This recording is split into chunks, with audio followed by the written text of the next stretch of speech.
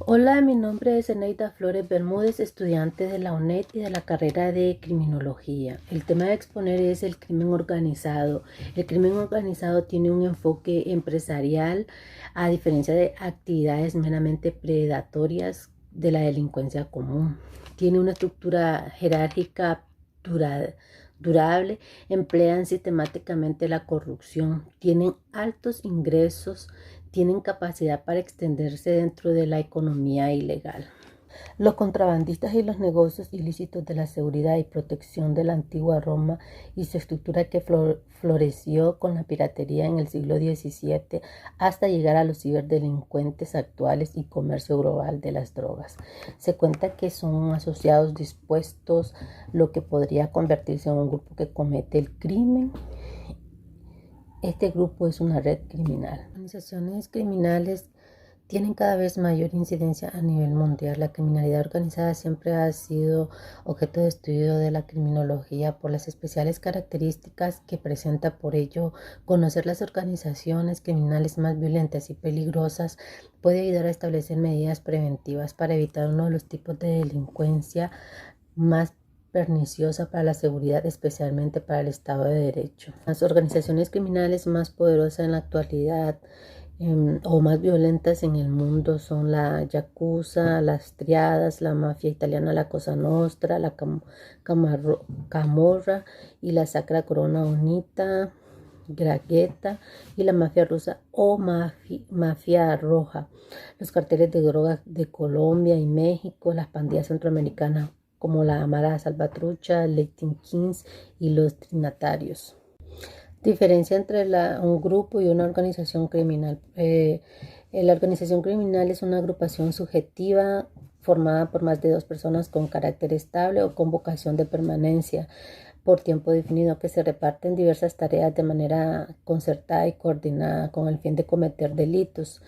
Normalmente suele haber una jerarquía y una estructura establecida para el reparto de funciones. Un grupo criminal es la unión de más de dos personas con la finalidad de cometer delitos.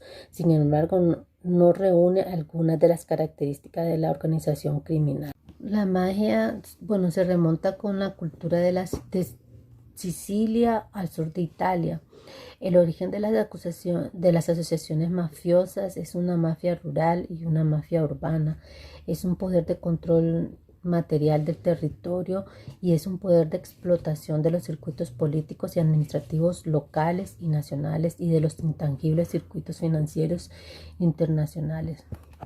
Recuperan bienes robados y aplican las leyes que salvaguardan los derechos de propiedad, graban con impuestos las principales actividades productivas que se llevan a cabo dentro de su territorio. Nace de un vacío de autoridad y ocupa el lugar que el gobierno le corresponde en cuanto al ejercicio del poder.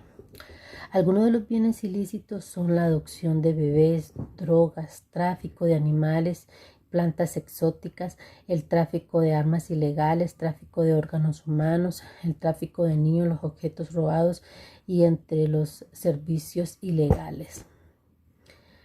En el juego, el lavado de dinero, el sexo, la pornografía infantil, negocios ilegales y por último la narcoactividad. Estas organizaciones criminales manejan anualmente cifras estimadas en billón de dólares comparándose con los presupuestos nacionales de cualquier país y más de la mitad se invierte en el circuito financiero internacional. Más estas cantidades astronómicas no deben llevarnos afuera ciertas formas de organización delictiva más pequeñas y a menudo rudimentarias, pero con una gran capacidad de multiplicación y de penetración en los espacios más débiles del tejido social y que por añadidura pueden convertirse en un apéndice de otras mayores. Las bandas dedicadas al narcomenudeo en las comunidades constituyen una muestra típica de ello. Su potencial invasor se incrementa como producto de su propia proliferación acumulada por las mismas. El término del crimen desorganizado puede convertirse en una ligereza cuando se emplea para referirse al narcotráfico local, por cuanto amplía confundir la ausencia de organización con la organización relativamente simple y la pequeña escala.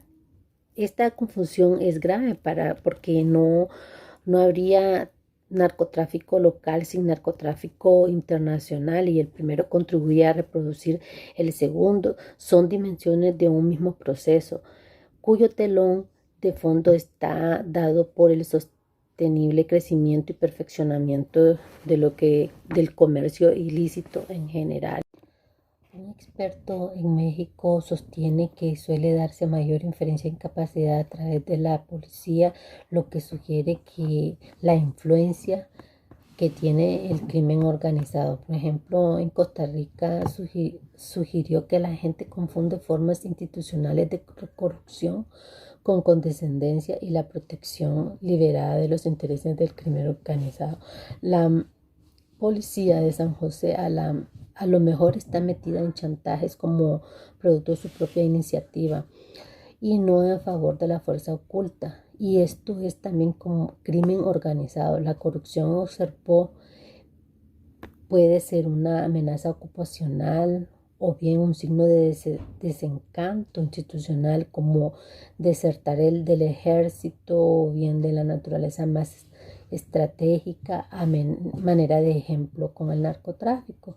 En Guatemala algunos expertos mencionan que lo que consideraban como el regreso de otro ciclo de terrorismo apoyado privadamente, la limpieza social, manifestaron se está llevando a cabo por criminales organizados o no, que gozan de la condescendencia de las empresas privadas y hasta del apoyo abierto o al menos a de la tolerancia de las fuerzas de seguridad nacional.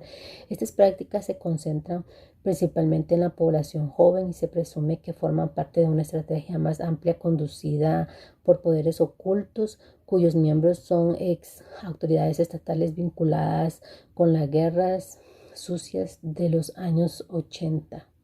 Las consecuencias sociales o los efectos más circunscritos de actos de corruptos consistirían en los daños sufridos por las personas afectadas. Sin embargo, estos actos pueden tener una particularidad, la de no dañar directamente los intereses de ningún individuo, aunque sean ilegales. Y aquí radica en gran medida la complejidad y significado de la corrupción en las funciones públicas. Si es una coincidencia, se pierde o deteriora la capacidad para descubrir en sí misma aquellos usos de poder que socavan la ética y sus instituciones y su gobernabilidad. El problema arrastrado es mucho más profundo que el de tener que perseguir los inescrupulosos. Los altos grados de inestabilidad política como parte de una cultura política en formación cuya característica especial es la marginalidad y la exclusión de importantes contingentes sociales. En primer sentido, el crimen organizado tiende a verse como un colectivo de criminales organizados, en el segundo como una desviación o perversión de normas socialmente aceptadas que tienen su propia racionalidad y causalidad y por lo tanto se encuentra asociado a factores tan abstractos como propios de la cultura política. Estos matices son importantes, revelan que para algunas personas el crimen organizado no es más que la expresión un poco más exagerada de un tipo específico de delincuencia, cuyo control no requiere de un tratamiento especial, sino de una dosis mayor de las medidas ya conocidas, especialmente de tipo represivo y policial. En el otro extremo del espectro están quienes piensan que el crimen organizado es la expresión de un deterioro estructural que solo puede atenderse mediante medidas radicales y complejas a largo plazo. Resulta evidente que los requerimientos para responder al crimen organizado en cada caso varían grandemente, pues un gobierno que deba atender exitosamente los desafíos que le imponen los delincuentes organizados.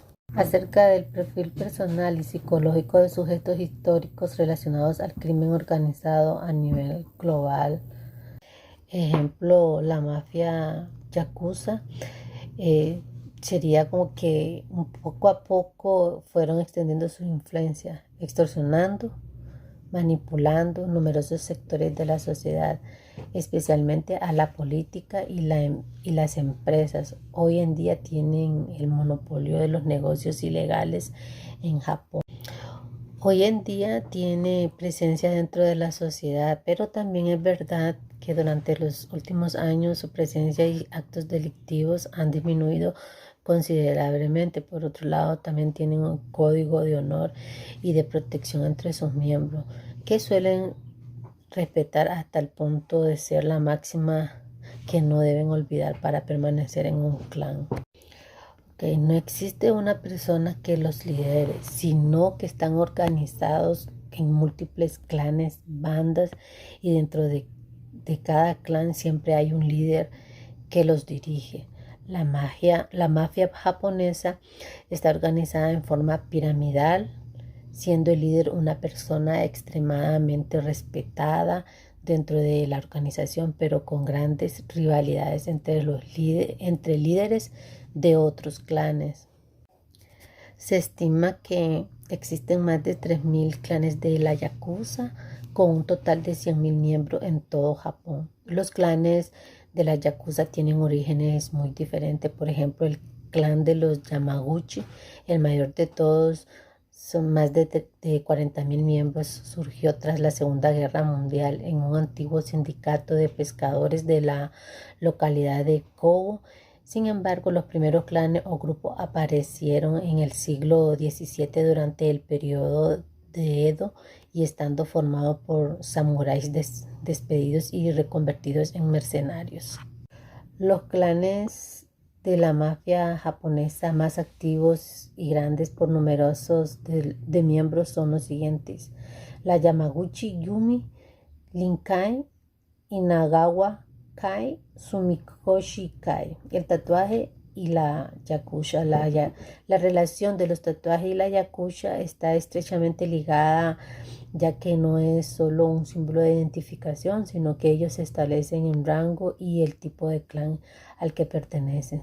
También se dice que otro de los motivos por el que se suele tatuar de forma tan extensa el cuerpo es como muestra de que son capaces de soportar el dolor. El tipo de tatuaje que se hacen está realizado con una técnica llamada tebori, una de las más dolorosas para realizar tatuajes. La mentalidad occidental respecto a los tatuajes es completamente diferente. Suele tener la yakuza en Japón. En Occidente se muestran como objetos decorativos, estando expuestos en zonas visibles del cuerpo, brazos, piernas o cuello. La yakuza intenta no mostrarlos en zonas visibles de las extremidades, de forma que al ir vestidos con manga larga y pantalones no pueden llegar a percibirse. Los tatuajes en Japón siempre han estado muy mal vistos por la sociedad, ya que siempre se han asociado con la yakuza y la delincuencia en general. Es por ello que si la persona decide ir a Japón y tiene algún tatuaje en su cuerpo, pues debería de ocultarlo.